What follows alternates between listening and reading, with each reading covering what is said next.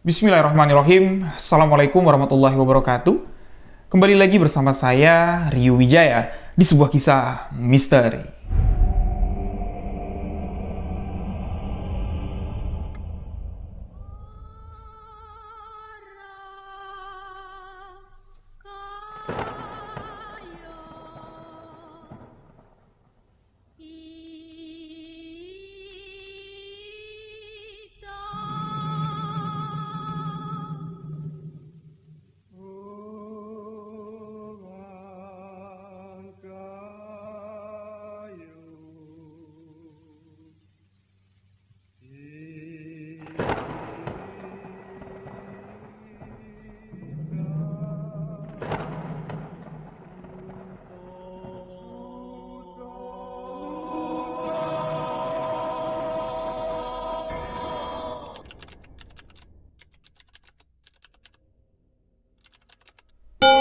Terima kasih untuk sahabat yang telah mengklik video ini. Terima kasih untuk sahabat yang telah memberikan dukungan, memberikan support agar channel ini dapat berkembang. Untuk sahabat yang baru bergabung, boleh mengklik tombol subscribe terlebih dahulu. Jangan lupa aktifkan notifikasi loncengnya agar tidak ketinggalan nanti update terbaru video sebuah kisah misteri. Dan jangan lupa bagikan video sebuah kisah misteri ke akun sosial media sahabat-sahabat semua.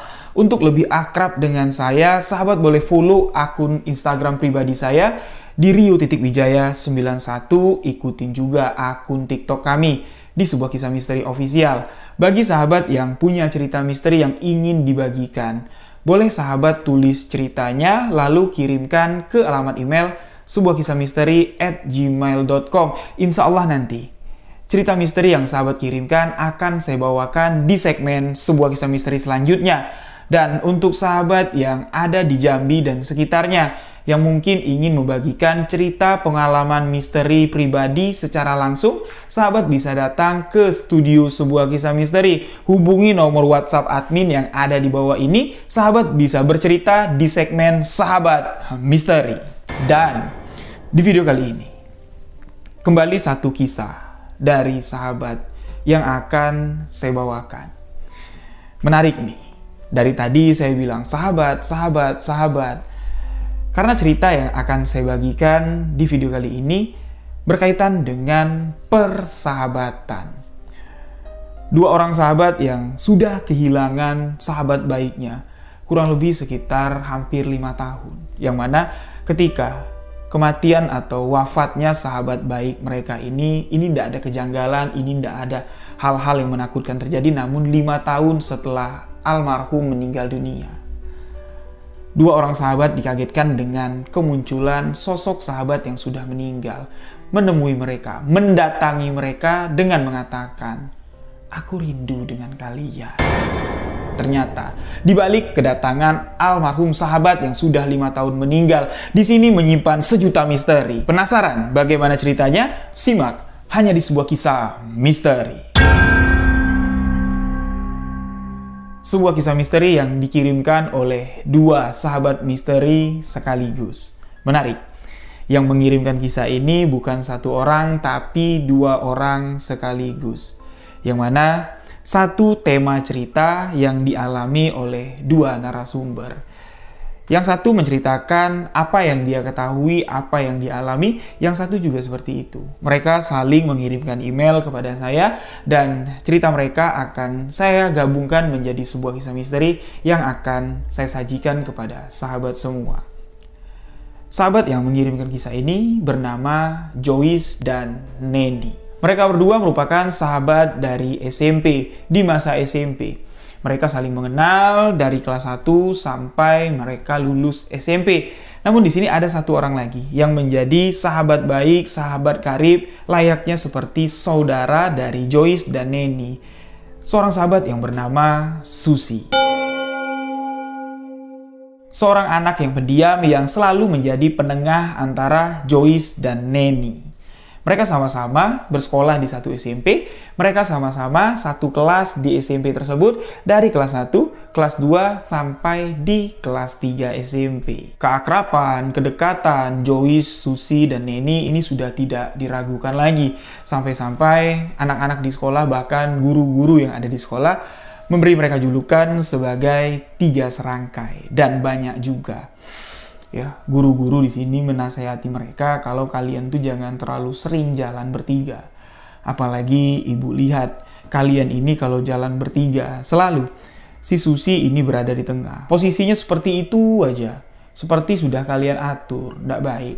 Pamali. Tapi pada masa itu, mereka-mereka ini yang masih ABG, mereka tidak terlalu mengerti dengan maksud yang dikatakan oleh guru tersebut. Mereka di sini ya jalanin aja lah persahabatan mereka, enjoy aja, happy aja. Mereka juga di sini sering liburan sama-sama, keluar ke tempat pusat perbelanjaan sama-sama, cari hiburan sama-sama, jogging pagi sama-sama, walaupun tempat tinggal Joyce dengan Susi ini jaraknya jauh. Joyce dengan si Neni ini jaraknya juga jauh. Apalagi rumah Susi dengan si Neni ini sangatlah jauh sekali. Dan mereka bertiga berasal dari tiga background keluarga yang berbeda. Perbedaan yang cukup jauh. Pertama, Joyce memiliki ayah seorang pengusaha yang cukup ternama di tempat tersebut. Sedangkan Neni, beliau adalah anak dari seorang pegawai negeri sipil. Dan Susi, inilah latar belakang dari keluarganya si Susi. Ini tidak diketahui dengan jelas oleh Joyce dan tidak juga diketahui oleh si Neni. Apa pekerjaan kedua orang tua dari si Susi? Terlihat dari keseharian di sekolah, Susi ini terlihat biasa-biasa aja. Mereka pun di sini berpikir ya mungkin kedua orang tuanya Susi pedagang. Itu yang ada di pikiran mereka pada saat itu. Karena apa? Ketika Joyce dan Neni main ke rumahnya si Susi, mereka berdua tidak pernah bertemu dengan ayahnya Susi. Ketika ditanya, "Bokap lu mana, Sus?" Susi menjawab kalau ayahnya sedang bekerja. Sedangkan ibunya Susi pada saat itu di rumah sibuk ngurusin adiknya Susi yang masih sangat kecil sekali. Dan ketika Joyce dan Neni ini kepingin untuk menginap di rumahnya si Susi, Susi selalu memberikan berbagai macam alasan dikatakan oleh Susi agar Joyce dan Neni tidak menginap di rumahnya si Susi. Jadi mereka ini punya kebiasaan lah di saat hari libur, misalnya tanggal merah atau Sabtu Minggu, mereka ini sering menginap di salah satu rumah teman mereka. Yang paling sering ini menginap di rumahnya si Joyce. Susi, Neni datang menginap liburan di rumahnya si Joyce. Dan adalah beberapa kali mereka juga pernah menginap di rumahnya si Neni. Tapi ketika Joyce dan Neni tadi ingin nginep di rumahnya Susi, ya seperti tadi, berbagai macam alasan Susi katakan agar mereka ini tidak menginap di rumahnya. Entah apa yang ingin ditutupi Susi, Joyce dan Neni pada saat itu belum terfikir bahwa ada sesuatu yang ingin ditutupi oleh Susi. Jadi kedekatan mereka ini bukan cuma sekedar sahabat. Kedua orang tua dari Joyce ini mengenal Neni dan Susi. Begitu juga kedua orang tua dari si Neni mengenal Joyce dan Susi, tapi tidak orang tua dari Susi. Yang mengenal sahabat anaknya yang bernama Joyce dan Neni ini hanyalah ibu dari Susi. Namun sayang, persahabatan Neni, Joyce dan Susi ini tidak berlangsung lama. Ketika mereka duduk di bangku kelas 3 SMP, baru beberapa bulan mereka duduk di bangku kelas 3 SMP. Pada suatu hari, tepatnya di hari Senin, Joyce dan Neni di sini baru menyadari ketika semua murid sudah masuk ke dalam kelas. Mereka baru sadar bahwa dari tadi mereka kehilangan satu sosok yang ada di kelas tersebut, yaitu Susi. Joyce pun di sini bertanya sama si Neni, "Nen, Susi nggak masuk ya hari ini?" Neni pun menjawab, "Ya nggak tahu. Aku dari tadi memperhatikan dari mulai upacara sampai masuk kelas. Aku nggak ngeliat kalau Susi datang. Aku pikir tadi si Susi dihukum di luar gara-gara terlambat untuk ikut upacara. Tapi kok sampai sekarang nggak masuk-masuk. Anak-anak yang lain yang terlambat udah masuk." Joyce pun di sini mengatakan ya mungkin dia nggak masuk ya. Tapi apa alasan si Susi ini tidak masuk? Padahal dia kan anak yang paling rajin. Nah, mereka di sini memiliki asumsi masing-masing ya. Ada yang mengatakan mungkin sakit atau ada urusan keluarga. Sampai di mana obrolan Joyce dan Neni di pagi hari itu. Mereka mempertanyakan kenapa Susi tidak masuk di hari ini. Itu terhenti karena guru wali kelas mereka masuk ke dalam kelas dengan membawa sebuah kabar. Kabar duka dari Susi.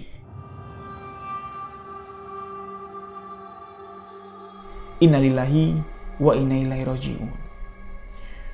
Saya baru saja mendapatkan kabar dari ibunda Susi. Memberitahukan bahwa Susi telah meninggal dunia.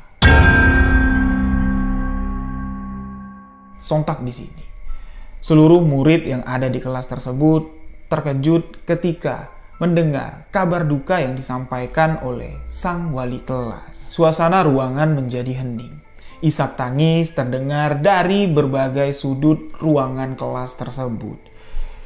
Beberapa murid yang dekat dengan Susi di sini tidak dapat menahan tangisnya. Dan beberapa murid yang ada di sana merasa tidak percaya kalau berita duka yang mereka dengar ini adalah sebuah kenyataan. Begitu juga Joyce, begitu juga Neni. Mereka sama sekali tidak percaya kalau sahabat baiknya Susi ini sudah meninggal dunia. Karena baru pagi kemarin, pagi minggu, kami sama-sama dengan Neni ini jogging bareng sama Susi. Terlihat Susi sehat kok, bugar, tidak ada keluhan apa-apa. Kok bisa?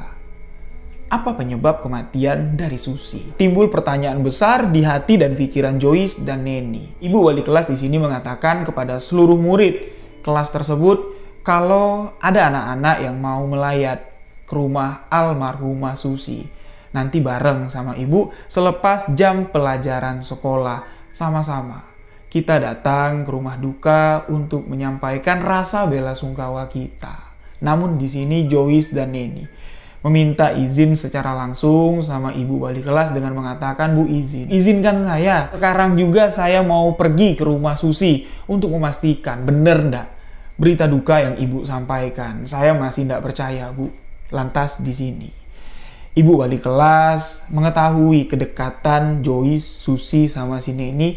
Ini mereka dekat sekali dari kelas 1 sampai kan ibu wali kelas ini memberikan mereka julukan 3 serangkai. Ibu wali kelas pun mengizinkan di pagi itu.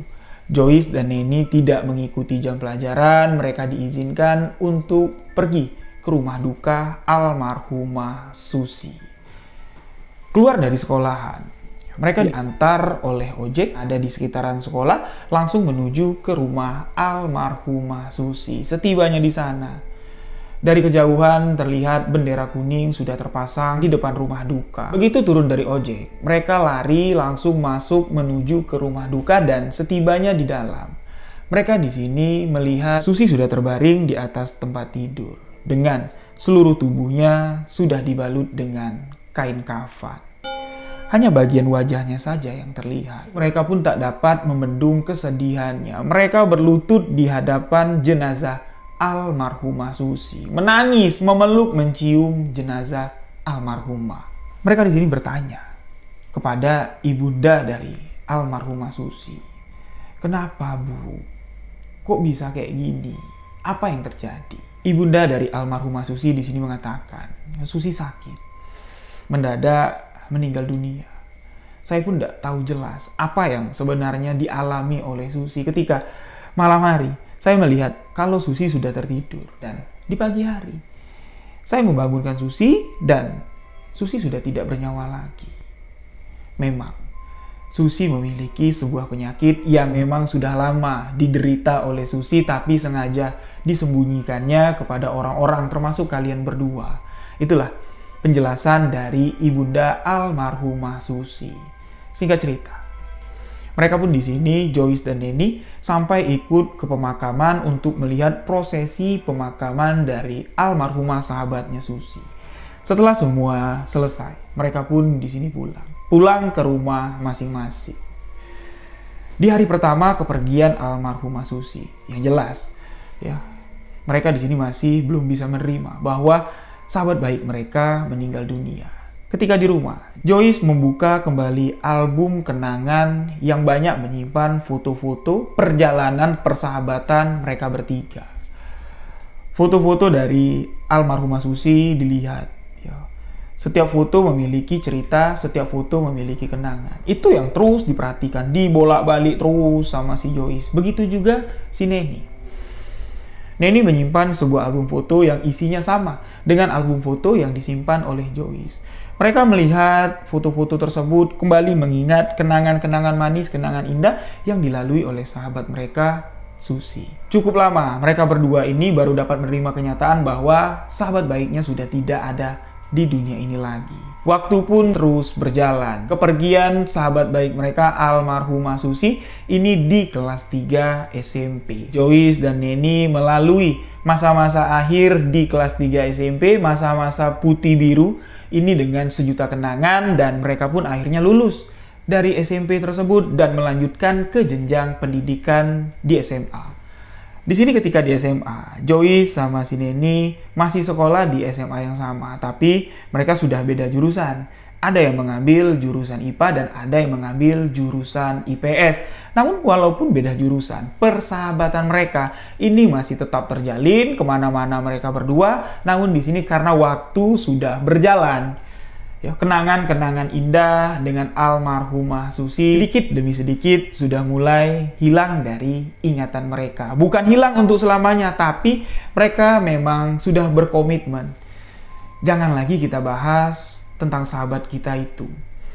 Beliau sudah pergi dengan tenang, beliau sudah pergi dengan damai. Itu komitmen dari Neni dan Joyce. Sampai di mana? Mereka lulus dari SMA. Mereka kembali melanjutkan ke jenjang pendidikan di universitas. Ketika di masa kuliah, Joyce dan Neni di sini barulah berpisah. Walaupun sekarang udah ndak sejalan lagi, udah jarang ketemu, mereka tetap masih berkomunikasi. Walaupun mereka jarang duduk bareng, jalan bareng, cerita bareng, tapi tetap komunikasi masih tetap terjalin di masa-masa sibuknya mereka menjadi mahasiswa baru. Dua kisah dari sahabat ini mulai menjalani kehidupan masing-masing. Makanya tadi di awal saya bilang ada dua sahabat nih yang mengirimkan kisah menurut sudut pandang atau pengalaman yang mereka alami masing-masing. Mengalami peristiwa kejadian yang saya bagikan di video kali ini. Pertama di sini saya ambil cerita dari Joyce. Kehidupan Joyce ketika di universitas menjadi mahasiswa. Jelasnya karakter, watak, kepribadian dari Joyce yang dulu ini sudah berubah 180 derajat. Yang mana di masa-masa SMP, di masa-masa SMA pun, walaupun sudah menjadi seorang ABG, kita katakan di sini, Joyce tetap menjadi anak manja di mata kedua orang tuanya. Apapun yang dikehendaki oleh Joyce, ya kalau bisa jangan sampai tidak dapat. Kalau tidak dapat, ini petaka. Kalau Joyce udah ngambek, ini bisa berhari-hari. Bakalan bikin bapaknya pusing. Bakalan bikin ibunya pusing. Tapi ketika Joyce ini sudah berkuliah, statusnya sudah menjadi seorang mahasiswi. Sifat manja, sifat keras kepala dari si Joyce, lambat laun di sini terkikis. Malah ada sebuah perubahan besar di dalam diri Joyce yang membuat bapaknya Joyce ini tercengang. Ibunya pun sama sekali tidak sampai habis pikir, ya kok bisa kayak gini ya Pak. Joyce yang tadinya tidak peduli dengan apa yang dilakukan oleh orang tuanya. Bisnis yang dijalankan oleh bapaknya Joyce, tidak peduli. Tapi ketika Joyce sudah di universitas, entah kenapa Joyce sangat tertarik sekali dengan bisnis yang dijalankan oleh bapaknya. Dan di masa ketika Joyce ini di kelas 3 SMA, usaha yang dijalankan oleh bapaknya si Joyce ini tengah di atas angin, sedang besar-besarnya. Bapaknya Joyce di sini mulai mengekspansi bisnisnya ke berbagai penjuru daerah tersebut. Beliau mencari properti-properti yang tempatnya strategis, yang tidak terlalu jauh dari kantor utama untuk dijadikan gudang. Nah, jadi di masa-masa Joyce ini baru di semester 1 lah di universitas tersebut, ayahnya sibuk nih mencari sebuah bangunan yang pas, yang strategis, kalau bisa di pinggir jalan yang tidak terlalu jauh dari pabrik atau kantor utama untuk dijadikan gudang penyimpanan. Beberapa kali Bapak Joyce mengajak si Joyce ini untuk survei atau melihat bangunan yang ingin dijadikan gudang, tapi beberapa kali survei dengan si Joyce, lokasi dan kondisi bangunan tidak sesuai dengan keinginan dari bapaknya Joyce, jadi mereka pun akhirnya belum dapat menemukan lokasi gudang yang baru sesuai keinginan dari bapak. Cukup lama, bapaknya Joyce baru dapat menemukan apa yang beliau inginkan sesuai dengan harapan. Ini kurang lebih sekitar Joyce ini sudah masuk di semester 2 ketika beliau kuliah. Nah, bapaknya Joyce mengatakan, "Bapak udah ketemu yang cocok untuk gudang baru kita." "Di mana, Pak?" tanya si Joyce. Ternyata tidak terlalu jauh dari kantor bapak. Itu ada yang jual rumah, tapi memang tidak ada pelang rumah ini dijual. Pas banget di pinggir jalan. Besar lagi rumahnya. Strategis banget untuk gudang baru kita. "Di mananya sih, Pak?" tanya si Joyce. "Adalah, ntar. Nanti Bapak ajak kamu untuk melihat langsung." "Janji ya, Pak, ajak Joyce ya. Penasaran aku, di mana sih lokasinya? Terus Bapak dapat info dari mana? Kok bisa ketemu?" tanya si Joyce. Bapak katakan tidak sengaja. Bapak sedang cari-cari di sosial media, ternyata ada yang menawarkan bangunan tersebut ingin dijual dengan harga yang cukup murah, jauh dari harga pasaran tanah atau bangunan di wilayah tersebut. Langsunglah Bapak telepon orang yang ngejual, Bapak ajak ketemu, surat-suratnya bagus, lengkap semua, dan Bapak beli. Mendengar itu Joyce semakin menggebu-gebu, ngajak bapaknya untuk melihat gudang baru mereka, tapi Bapak Joyce mengatakan nantilah, mau diberesin dulu. Itu rumah tua, rumah yang sudah cukup lama kosong kayaknya. Jadi si Rudy Bapak suruh untuk tinggal menempati sementara rumah tersebut sembari Bapak nyari tukang buat renovasi. Sembari ya si Rudy ini bersih-bersih lah, karena banyak di sana barang-barang dari pemilik lama yang masih ditinggal. Rudy yang dikatakan oleh bapaknya si Joyce ini adalah salah satu karyawan yang ada di pabrik. Ya, salah satu karyawan yang ada di pabrik yang cukup dekat dengan keluarga tersebut. Pokoknya kalau ada apa-apa di rumah, misalnya ada keran rusak, misalnya ada apa, ini pasti Rudy yang dimintain tolong. Jadi Joyce pun di sini kenal dekat malah dengan si Rudy. Kalau Rudy lagi ada di rumah, Joyce kepengen jajan, beli apa, ini Rudy lah yang disuruh. Ketika Joyce mengetahui kalau Bang Rudy yang disuruh bapak menempati rumah yang akan dijadikan gudang ini, Joyce mengatakan, "Enak dong si Bang Rudy, Pak, udah nggak ngekos lagi." "Iya, bapak juga mikir ke sana. Kasian kalau Rudy harus ngekos ngeluarin biaya lagi. Ya lebih baik dia menempati rumah itu sementara. Asik dong Bang Rudy." Itu yang dikatakan oleh Joyce. Rudy setelah diperintahkan oleh bosnya, yaitu Bapak Joyce, untuk menempati rumah yang akan mereka jadikan gudang. Ketika mendapat perintah seperti itu, beliau pun di sini langsung menjalankan tugas. Rudy di sini dengan ditemani oleh seorang temannya, sama-sama karyawan dari perusahaan yang dimiliki oleh bapaknya Joyce, datang ke tempat tersebut untuk melihat situasi dulu. Ternyata tempat itu cukup kotor, berantakan. Mereka pun beres-beres dulu. Mana barang-barang yang tidak kepake, perabot-perabot yang tertinggal dari si pemilik rumah, ini diberesin semua. Setelah beres, semuanya udah bersih, disapu, Rudy pun di sini memindahkan barang-barang yang ada di kosan. Nah, Rudy ketika pindah ke rumah yang cukup besar yang akan dijadikan gudang, ini tidak mau menempati salah satu kamar yang ada di sana. Rudy takut untuk menempati salah satu kamar yang ada di sana. Di rumah itu ada 5 kamar.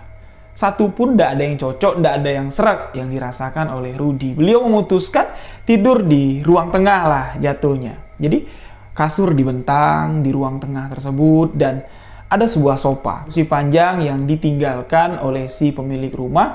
Itu keadaan kursi itu masih cukup baik, udah dibersihin sama si Rudy, diletakkanlah di dekat tempat tidurnya si Rudy ini. Di ruang tengah itu yang dijadikan Rudy sebagai tempat tidur, ini berhadapan dengan sebuah kamar utama lah kayaknya, cukup besar kamar tersebut. Jadi di malam pertama ketika Rudy tidur di rumah tersebut seorang diri, rasa takut ini ada, tapi karena lampu itu dinyalain semua sama si Rudy, rasa takut pun seketika sirna. Ditambah lagi, rumah itu di pinggir jalan raya. Lalu lalang kendaraan yang melintas di jalan raya tersebut seketika sedikit menghilangkan keheningan malam di rumah kosong tersebut. Rudy yang sudah lelah karena beres-beres, karena bersih-bersih rumah tersebut, pada malam itu mulai merebahkan tubuhnya untuk beristirahat. Rudy tidak tahu pastinya jam berapa. Karena di rumah itu belum ditempel jam. Rudy pun di sini tidak mengenakan jam tangan. Ponsel yang dimiliki oleh Rudy ini sedang dicas. Dia pun tertidur. Namun di malam itu Rudy terjaga dari tidurnya ketika mendengar di samping tempat Rudy tidur ini ada suara kaki yang melangkah. Dari arah belakang melangkah melewati tempat tidur yang ditiduri Rudy menuju ke arah depan. Balik lagi dari depan melewati tempat Rudy tidur menuju ke arah belakang. Suara itu terdengar jelas sekali karena lantai rumah ini menggunakan tehel atau keramik. Jadi ketika ada seseorang yang melangkah atau lewatlah berjalan kaki, ini langkah kakinya terdengar jelas sekali. Suara itulah yang membuat Rudy terjaga dari tidur lelapnya. Awalnya di sini Rudy tidak terlalu menghiraukan suara tersebut. Tapi lambat laun suara itu semakin sering melintas. Suara itu semakin dekat, seakan-akan semakin mendekat ke tempat Rudy tidur. Beliau pun di sini mencoba untuk bangun. Membuka mata dengan posisi tidur Rudy pada saat itu telentang. Dibuka matanya, dia ngelirik ke kiri, itu tidak ada apa-apa. Melirik lagi ke kanan, itu juga tidak ada siapa-siapa. Lantas Rudy pun di sini membalikkan tubuhnya. Jadi dia tengkurap, sembari tangannya ini menutupi telinga, biar suara-suara itu tidak terdengar lagi. Baru beberapa menit, Rudy merubah posisi tidurnya agar dapat tertidur dengan lelap pada malam itu. Rudy malah merasakan sesuatu yang lebih aneh lagi. Yang mana ketika Rudy dalam keadaan tidur posisi tengkurap, dia merasakan di bagian kepalanya. Rudy merasa kalau seperti ada orang yang tengah duduk jongkok, memperhatikan Rudy yang sedang tidur tengkurap. Gambaran itu timbul dari suara helahan napas dan terasa seperti ada hembusan nafas seseorang yang sedang dekat sekali dengan kepala Rudy. Beliau pun di sini bangkit, bangun dari tidurnya. Namun ketika dia bangun, apa yang digambarkan, yang difikirkan Rudy ini sama sekali tidak ada. Tidak ada siapa-siapa kok. Hal itu pun membuat Rudy lega. Dan sebelum melanjutkan tidur, Rudy duduk dari tempat tidurnya. Rudy mengambil sebotol air mineral. Dia minum dulu. Setelah minum, Rudy pun di sini berniat untuk kembali tidur, rebahan ke atas tempat tidurnya. Namun baru saja Rudy ini baru mau merebahkan tubuhnya, beliau mendengar ada suara ketukan dari pintu depan rumah. Suara ketukan tersebut membuat Rudy kembali duduk, melihat ke arah pintu depan rumah. Tapi Rudy tidak melihat siapa-siapa. Lantas Rudy berpikir mungkin aja suara ketukan itu berasal dari suara tetangga. Tapi kembali Rudy mengingat suasana rumah tersebut ini tidak ada tetangganya. Rumah itu tunggal. Bagian sebelah kanan itu tanah kosong, bagian sebelah kiri itu tanah kosong. Rudy kembali berpikir, atau aku salah dengar suara ketukan tadi. Rudy pun di sini tidak terlalu memikirkannya, matanya di sini berat sekali, rasanya mengantuk sekali. Beliau pun kembali ingin merebahkan kepalanya. Lagi-lagi suara ketukan itu berbunyi.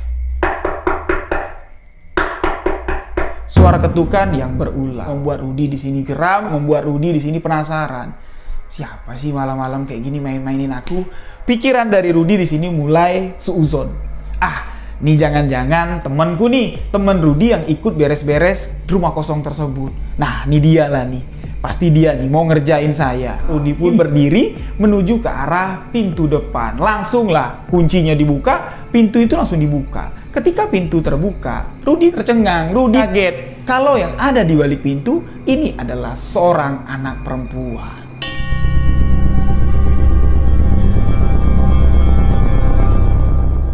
Anak perempuan yang wajahnya cantik sekali. Rudy pun kaget. Loh, mau cari siapa, Dek? Kamu mau kemana? Ngapain di sini malam-malam? Anak perempuan tersebut tersenyum kepada Rudy. dengan mengatakan, "Aku mau masuk, Bang. Aku mau ke dalam." Loh, ngapain kamu ke dalam? "Aku mau masuk, Bang. Aku mau ke dalam." Iya, aku tanya, "Kamu mau ngapain ke dalam rumah ini?" "Aku tinggal di sini. Aku yang menempati rumah ini." "Emang kamu siapa? Masa iya kamu yang menempati rumah ini?" "Iya, aku tinggal di dalam. Aku mau masuk." Rudy yang melihat anak perempuan yang mengenakan baju kaos putih lengan panjang dengan rok berwarna coklat sebatas lutut, ini kasihan lihat anak itu. Ya, tengah malam kayak gini mau numpang masuk. Terlintas di pikiran Rudy, mungkin berpikir anak ini nyasar atau anak ini sewaktu rumah ini kosong, ya, anak ini tidak tahu mau pulang kemana, atau dalam tanda kutip lah, anak ini ngegembel. Jadi dia tidak ada orang tua, ya, dia numpang tinggal di rumah kosong ini. Ya wajar, betul. Kalau dia mengatakan aku tinggal di dalam, aku tinggal di sini. Karena Rudy tidak tega, ya, tidak sampai hati lah ngusir anak perempuan itu tengah malam. Rudy pun mengizinkan. Ya udah, tapi malam ini aja ya, kamu saya perbolehkan untuk masuk. Nggak enak nanti dilihat sama orang-orang sekitar. Nanti mereka berpikir yang aneh-aneh. Dikiranya aku mesum lagi sama kamu. Anak itu pun masuk ke dalam rumah. Rudy segera menutup pintu rumah.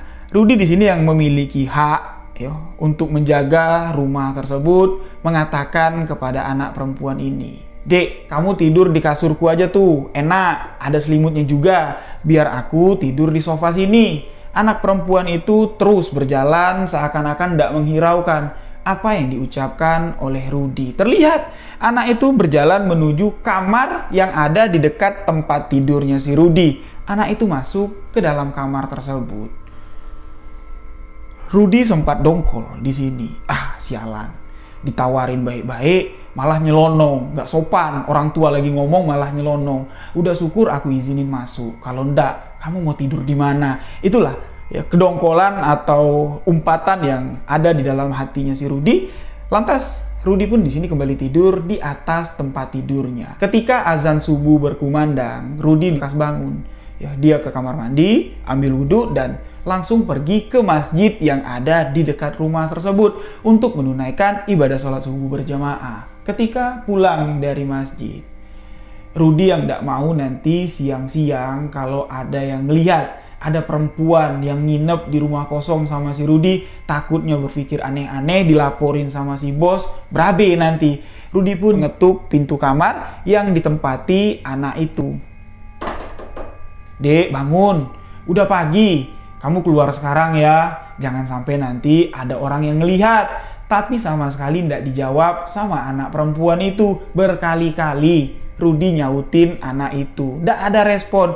Rudy pun di sini berinisiatif untuk membuka pintu kamar. Ketika dibuka, tek, anak itu ternyata tidak ada di dalam kamar. Kamar itu kosong, tidak ada apa-apa. Rudy masih berpikir positif. Oh ya, mungkin ketika aku subuhan tadi di masjid, anak itu keluar. Ya baguslah. Jadi tidak repot-repot lagi, aku nyuruh dia keluar. Nah, hari pun berlalu. Aktivitas yang dilakukan Rudy pun di sini ya dilakukannya. Rumah itu terus dibersihin, terus beres-beres. Masuklah di malam kedua, Rudy menginap di rumah tersebut. Kejadian serupa pun terjadi. Ketika Rudy baru mau tertidur, suara ketukan terdengar dari depan. "Siapa?" kata Rudy. "Aku, Bang." "Siapa?" "Aku yang tadi malam." "Ngapain lagi kamu kesini? Kan dah aku bilang, cuman semalam saja aku berikan kesempatan kamu numpang di sini. Kalau malam ini kamu tidur di sini lagi, aku takut nanti ketahuan bos." "Aku mau masuk, Bang." Rudy pun kembali merasa iba kepada anak perempuan itu dan mengizinkan anak itu kembali menginap di rumah tersebut. Lagi-lagi di sini Rudy memberikan penawaran, "Kamu tidur aja lah di tempatku, di kasur, di dalam kamar kan tidak ada apa-apa.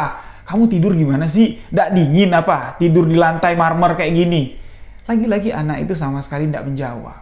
Dia terus berjalan masuk ke dalam kamar tersebut. Dan seperti di pagi kemarin, ketika Rudy pulang dari masjid, dia ngetok-ngetok kamar anak itu, nyuruh anak itu keluar. Ketika pintu dibuka, ternyata anak itu sudah tidak ada lagi.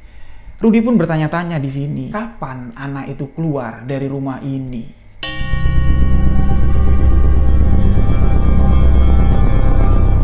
Dan waktu kembali berlalu.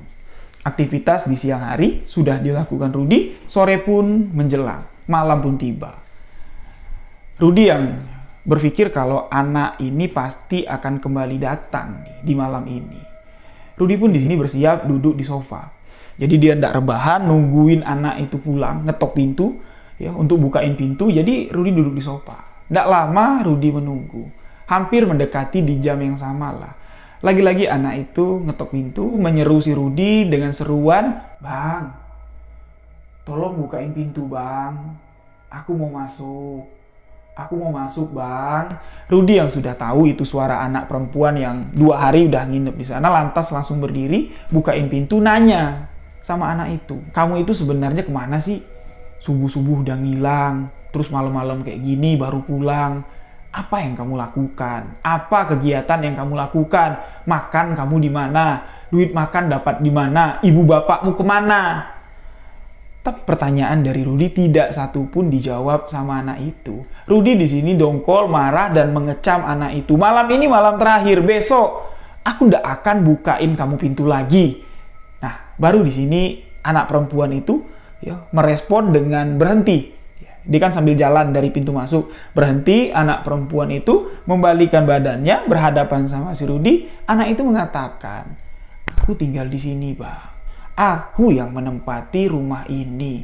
"Iya, itu kan dulu. Kalau sekarang kan aku. Rumah ini sudah dijual. Kamu pergilah. Jangan sampai nanti ada masalah. Aku ndak mau timbul masalah." Tapi anak itu ndak memperdulikan apa yang diucapkan Rudy. Dia terus berjalan menuju kamar, masuk ke kamar, dan ndak ada suara apa-apa lagi. Nah, di pagi itu, Rudy ini sengaja ndak sholat berjamaah di masjid. Sholat subuhnya. Dia sholat di rumah itu. Dia mau tahu, ini bocah keluar jam berapa sih? Sholat lah si Rudy. Setelah menunaikan ibadah sholat subuh, Rudy kembali mengetok pintu kamar untuk membangunkan anak itu. Sekali tidak disautin, Rudy langsung buka pintu. Dengan harapan kalau anak itu masih tidur. Kan dari tadi tidak ada tuh yang keluar dari pintu kamar. Tapi ternyata anak itu sudah menghilang. Bingung di sini Rudy, kapanlah anak itu keluar dari rumah ini? Pintu depan aku kunci, pintu belakang aku kunci. Dia keluar lewat mana? Sedikit pertanyaan mulai timbul di benak Rudy. Sampai di mana? Malam keempat Rudy menginap di tempat itu pun dilaluinya. Di malam itu, Rudy yang sudah was-was menunggu kedatangan anak perempuan ini. Dengan pertanyaan di dalam hati, "Kamu keluar dari rumah ini lewat mana? Kok aku ndak ngelihat? Sedangkan pintu depan dikunci, kuncinya aku simpan, kok kamu bisa lewat?" Itu yang ingin ditanyakan sama si Rudy. "Datanglah kamu, aku tunggu kamu." Nah, tapi kedatangan anak perempuan di malam keempat ini agak sedikit larut, sahabat-sahabat.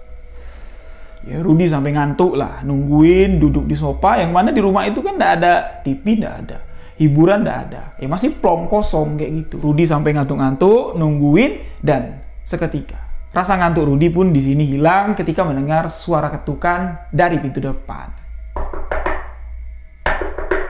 Sebelum terdengar seruan, Rudy pun sudah berdiri dan segera membuka pintu depan. Apa yang diharapkan Rudy pada malam itu yang sedari tadi ditunggu-tunggunya datang juga. Ketika Rudy baru saja mau bertanya sama anak itu, "Kok kamu kesini lagi? Kok kamu datang lagi? Kan sudah aku larang." Anak perempuan ini tiba-tiba langsung saja masuk ke dalam rumah, melewati Rudy yang berdiri pas di depan pintu. Rudy pun di sini cuman bisa diam. Beliau membalikkan badannya, melihat anak perempuan itu terus melangkahkan kaki, masuk melewati ruang tengah, menuju kamar yang biasa ditempatinya. Rudy tidak bisa berkata apa-apa pada malam itu. Yang bisa ditanyakan Rudy untuk anak itu cuman bisa ditanya di dalam hati. Cuman bisa berkata-kata di dalam hati. Setelah anak itu masuk ke dalam kamar, barulah Rudy di sini baru dapat bergerak. Beliau langsung menutup pintu. Duduk lagi lah Rudy ini di sofa. "Aku kan tadi mau nanya sama anak itu, kamu kalau pagi keluar lewat mana? Tapi kok aku nggak bisa ngomong ya, cuma bisa ngomong dalam hati. Ada apa ini? Terus juga anak itu sama sekali nggak memberikan sapaan sama aku, langsung lewat kayak gitu aja. Ya udahlah, besok aja lah. Kalau dia datang lagi, langsung kutanya. Rudy pun di sini kembali ke atas tempat tidurnya. Rudy pun merebahkan tubuhnya yang penat sekali karena aktivitas yang dilakukannya seharian. Dan di malam keempat, Rudy menempati rumah tersebut. Rudy tidak tahu pastinya kejadian ini terjadi jam berapa. Kejadian di malam pertama, ketika Rudy menempati rumah tersebut, ini seakan-akan terulang. Dia mendengar suara langkah kaki yang lalu lalang melewati tempat tidurnya si Rudy. Pak, pak, pak, pak, pak, pak. Dan setelah suara langkah kaki itu terdengar, Rudy kembali merasa di atas, di bagian kepala tempat si Rudy tidur, ini seperti ada seseorang yang tengah duduk mencangkung, memperhatikan Rudy dari dekat, memperhatikan Rudy yang sedang tidur. Suara helaan napas terdengar. Rudy juga merasa seperti ada hembusan nafas yang pas berada di atas kepala tempat si Rudy tidur. Sontak Rudy yang tidur dalam keadaan terlentang, ini langsung membuka matanya, membalik badannya dan duduk. Kalau di malam pertama, Rudy tidak menemukan sesosok apapun yang ada di sana. Tapi di malam keempat, Rudy di sini terkejut karena anak perempuan yang tadi di dalam kamar ini sudah duduk mencangkung di posisi yang dirasakan Rudy pas berada di bagian kepala ketika Rudy berbaring. Rudy di sini kaget. Langsung bertanya sama anak itu, kamu ngapain? Ngapain ngeliatin aku tidur? Tanpa ada ekspresi dari wajah anak itu. Ketika Rudy menanyakan hal itu dengan sedikit nada membentak, Rudy agak sedikit bingung. Loh, kok dia ndak ngerespon? Kok dia cuma diem aja kayak gitu, duduk jongkok kayak gini. Seakan-akan anak ini ndak peduli kalau Rudy ini sedang marah. Lantas Rudy kembali bertanya sama anak itu, apa yang kamu mau? Sebenarnya kamu itu siapa? Kok datang ke sini terus? Anak itu lagi-lagi tidak menjawab. Beliau pun di sini berdiri dari posisi jongkoknya, berdiri berjalan menuju sofa yang ada di ruang tamu rumah tersebut. Rudy menghampiri anak perempuan yang duduk di sofa panjang. Duduklah si Rudy di samping anak perempuan itu. Kembali Rudy bertanya, tapi pertanyaan kali ini dengan nada yang lembut. Dek, aku mau nanya sama kamu, tapi kok kamu gak jawab-jawab? Ada apa? Kamu kenapa? Kamu itu siapa?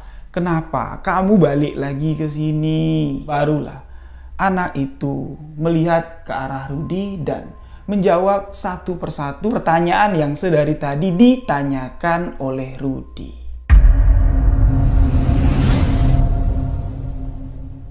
Aku tinggal di sini, Bang. Aku yang menempati rumah ini.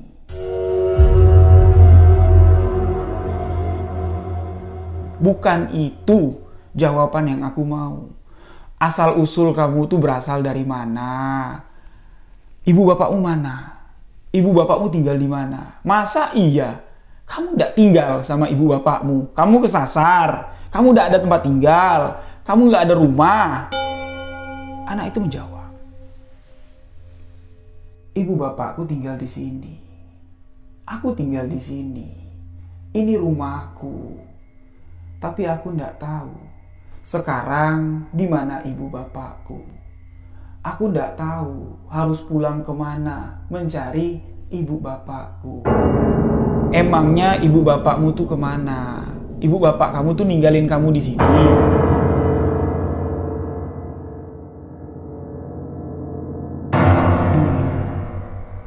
aku tinggal di sini bersama ibu dan bapakku.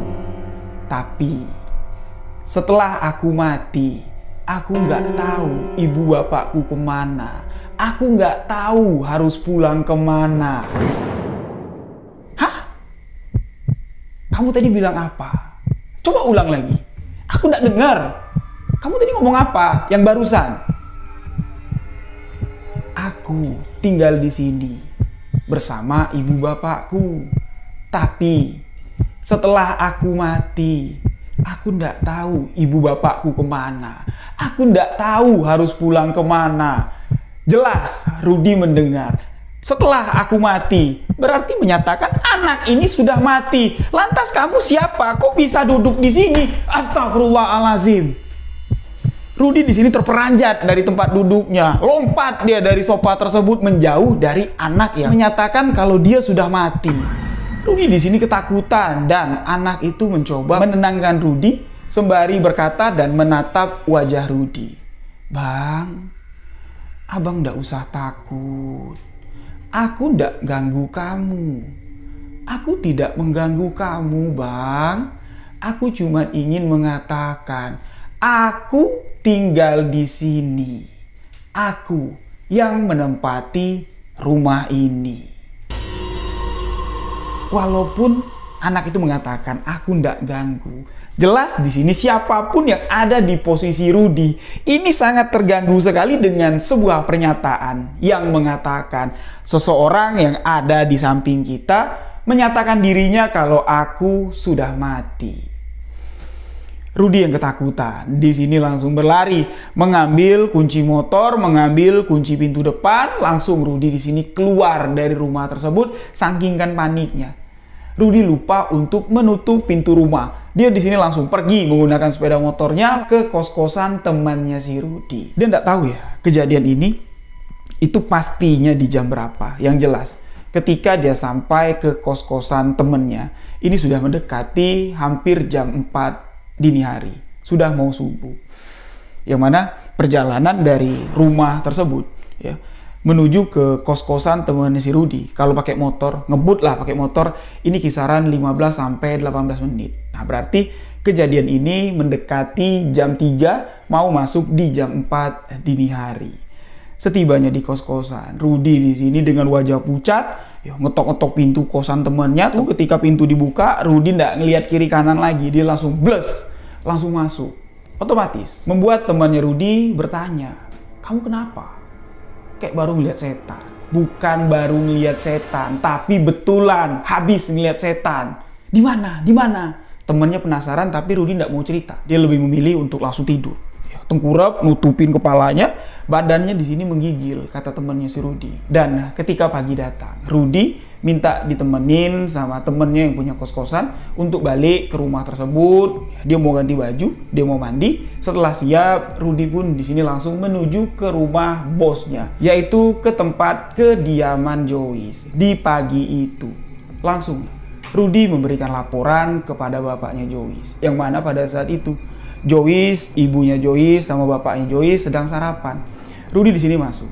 Ya, melihat bapaknya Joyce sedang sarapan, Rudy ditawarin lah untuk ikut sarapan. Tapi Rudy tidak mau. Nggak, Pak, aku sudah sarapan. Ada apa, Rud? Tanya bapaknya Joyce. Nggak ada apa-apa sih, Pak. Cuman ada sedikit laporan yang ingin saya sampaikan.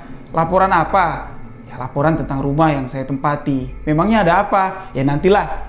Selesai Bapak sarapan, saya nunggu di depan ya Pak. Rudy pun di sini menunggu di bagian teras rumah tersebut. Bapaknya Joyce selesai sarapan langsung menghampiri Rudy. Joyce yang tahu ya, laporan dari Rudy ini mengenai rumah yang baru dibeli bapaknya yang akan dijadikan gudang, yang Joyce ini sudah penasaran sekali, ingin melihat di mana sih ya, rumah itu yang dibeli sama bapaknya mau dijadikan gudang. Joyce pun di sini ikutan nimbrung di tempat bapaknya Joyce dan si Rudy ini sedang duduk mendengarkan cerita yang disampaikan oleh Rudy. Dari awal di malam pertama Rudy menginap di rumah tersebut, diceritakan semua sampai dengan kejadian yang baru saja subuh tadi dialami oleh Rudy. Apa respon dari bapaknya Joyce? Dia sama sekali tidak percaya, malah marah sama si Rudy. Kamu kok tidak cerita sama aku? Kalau ada wanita yang menumpang tidur di rumah itu, kamu kan aku tugaskan untuk jaga rumah itu. Kenapa kok selama 4 hari cewek itu nginep di rumah itu ndak kamu laporin sama aku? Untung aja cewek itu ndak kamu apa-apain. Untung aja ndak ada warga yang melihat. Pak, itu bukan manusia Pak. Itu bukan cewek beneran. Hantu Pak, hantu. Cewek itu ngaku kalau aku udah mati, dia bilang. Ah, masa iya? Kata bapaknya Joyce. Cobalah. Aku ini masih belum percaya. Coba kamu tanya sama warga-warga sekitar. asal-usul atau cerita apa yang ada di rumah itu. Kenapa kok rumah itu sampai terbengkalai? Ya, berapa lama rumah itu terbengkalai? Kamu cari tahu. Kamu cari informasinya, segera nanti kamu laporin sama aku. Tugas telah diberikan oleh Bapak Joyce kepada Rudy untuk mencari informasi tentang rumah tersebut. Berangkatlah si Rudy ini ya, dari kediaman si Joyce ini menuju ke sekitaran rumah yang tadi malam membuat si Rudy ini ketakutan. Tidak jauh dari rumah tersebut, ini ada pangkalan ojek. Nah, di pangkalan ojek itu ramai. Ya, abang-abang tukang ojek sedang menunggu penumpang. Mampirlah si Rudy. Yang mana Rudy ini kan belum dikenal sama abang-abang ojek yang ada di sana. Beliau pun di sini memperkenalkan diri. Wah, Rudy lah yang membersihkan rumah itu. Rudy lah yang beberapa malam ini menempati rumah tersebut. Dan Rudy mulai di sini masuk ke misinya untuk menanyakan status rumah yang ditempati Rudy. Abang-abang ojek ketika mendengar pertanyaan dari Rudy, "Bang, abang tahu enggak asal-usul atau siapa sih pemilik dari rumah yang sudah lama terbengkalai kosong dan kenapa rumah itu lama terbengkalai kosong?" Abang-abang ojek yang mendengar pertanyaan Rudy di sini cuma tersenyum dan balik bertanya sama si Rudy, "Kamu yang menempati rumah itu?" "Iya, saya, Bang." "Kamu ya yang beli rumah itu?" tanya abang-abang ojek. "Enggak, bukan saya, bos saya. Saya cuman disuruh menempati rumah itu." "Oh, memang mau dijadiin apa? Mau dijadikan rumah tinggal ya?" tanya si abang ojek lagi. "Enggak, Bang. Bos berencana untuk menjadikan rumah itu gudang." "Oh, baguslah. Memangnya kenapa, Bang?" Nah, si abang ojek pun di sini mulailah sedikit demi sedikit menceritakan apa yang sebenarnya terjadi. Ya, kalau mau dijadikan rumah tempat tinggal, termasuk nekat lah bos kamu itu. Kalau kami di sini udah ndak asing lagi dengan cerita yang terjadi di rumah itu. Kami ya ndak mau lah kalau ndak ditanya sembarangan cerita sama orang-orang, ndak mau kami. Tapi karena kamu sudah bertanya, pastinya sedikit kamu sudah mengetahui apa yang ada, apa yang sebenarnya tersimpan di balik rumah tua tersebut. "Iya, Bang. Sedikit aku udah tahu. Tadi malam aku baru sadar. Setelah 4 malam aku tidur di sana." Salah satu abang ojek di sini ada yang bertanya sama si Rudy, "Siapa yang kamu lihat?" "Anak perempuan, Bang." Nah, kalau anak perempuan enggak apa-apa. Kalau anak perempuan itu enggak ganggu. Sering di pangkalan ojek ini juga sering malam-malam duduk di sini. Tapi kalau anak perempuan yang bertemu sama kamu itu enggak ganggu. Asal jangan yang lain. Nah, dari situ mulai berkembang ya, cerita abang ojek ini menceritakan kepada si Rudy ini apa yang sebenarnya terjadi. Memang angker sosok anak yang 4 malam tidur sama Rudy. Ini memang adalah sosok arwah penghuni rumah tersebut. Setelah mendapatkan laporan yang akurat, laporan ini pun disampaikan kepada bapaknya si Joyce. Barulah bapaknya Joyce percaya karena ada saksi lain selain Rudy. Jadi Bapak Joyce di sini langsung menelpon orang yang menjual rumah kepada bapaknya Joyce. Ditelepon, bapaknya Joyce minta ketemu di lokasi rumah tersebut. Si penjual pun di sini setuju. Pertemulah Joyce yang mengetahui kalau bapaknya akan melakukan pertemuan. Di sini minta, "Aku ikut, Pak. Sekalian lah, aku mau lihat rumah yang Bapak beli yang mau dijadikan gudang. Jangan dulu, jangan sekarang. Lagi sedikit ada masalah." Aku tahulah masalahnya." "Ya biarlah, aku juga mau tahu sebenarnya apa cerita di balik rumah tersebut." Nah, Bapak Joyce pun di sini, "Udahlah, kalau kamu mau ikut, yaudah, pergilah mereka." Setibanya di lokasi, Rudy sudah menunggu di sana. Seorang ibu-ibu yang ternyata beliaulah yang menjual rumah tersebut kepada bapaknya si Joyce. Joyce ketika turun dari mobil langsung bertanya sama bapaknya, "Mana, Pak, rumah yang Bapak beli?" Seakan-akan Joyce ini mengenali lingkungan yang ada di sana. Kayak tidak asing lah sama si Joyce. Bapaknya pun menunjuk ke sebuah rumah yang cukup besar. Rumah yang berdiri kokoh, rumah tunggal tanpa ada tetangga yang nempel. Tuh, rumah yang itu yang Bapak beli. Yang itu? Yang rumah satu itu? Iya, rumah yang itu. Memangnya kenapa? Itu kan rumah temanku, Pak. Masa iya rumah teman kamu? Berarti kamu kenal dong sama ibu ini ketika si Joyce diperkenalkan sama ibu yang menjual rumah. Joyce menatap wajah ibu itu, Joyce di sini sangat mengenalinya. Tantenya Susi kan, perempuan itu pun terkejut. Kamu kenal dengan keponakan saya? Tante pasti lupa dengan Joyce. Joyce sering main ke tempat Susi, bertemu dengan tante. Dan ketika Joyce datang ke rumah itu untuk melihat Susi terakhir kalinya, tante juga ada di sana. Tante juga bertemu dengan Joyce. Tapi itu kejadian sudah lama, mungkin tante lupa sama Joyce. Tapi Joyce tidak lupa sama tante, Joyce tidak lupa dengan rumah ini, dan Joyce tidak lupa siapa yang pernah tinggal di rumah ini. Terkejutlah di sini bapaknya Joyce. Rudy pun di sini terkejut. Loh, kok anak ini tahu banyak gitu ya dari rumah ini. Nah, bapaknya si Joyce semakin penasaran nih dengan apa sih sebenarnya cerita dari rumah tersebut, karena anaknya mengenal si pemilik rumah. Bahkan Joyce mengatakan, Susi, anak si pemilik rumah ini Pak, itu sering menginap di rumah kita, sering ketemu sama Bapak. Masa Bapak lupa? Nah, Bapak Joyce di sini bertanya langsung sama si tante almarhumah Susi. Si tante tidak mau menceritakan apa yang sebenarnya terjadi di lokasi itu, dan akhirnya bapaknya Joyce memutuskan untuk membawa tantenya Joyce untuk bercerita ini di kantor aja. Kalau tidak mau cerita di sini, karena kantor bapaknya Joyce tidak terlalu jauh dari tempat itu. Pergilah mereka ke kantor bapaknya Joyce, tiba di ruangan bapaknya Joyce, barulah di sini semua cerita yang ada di balik rumah tersebut diungkapkan, diceritakan oleh tante almarhumah Susi, sahabat baik Joyce yang sudah meninggal hampir 5 tahun yang silam.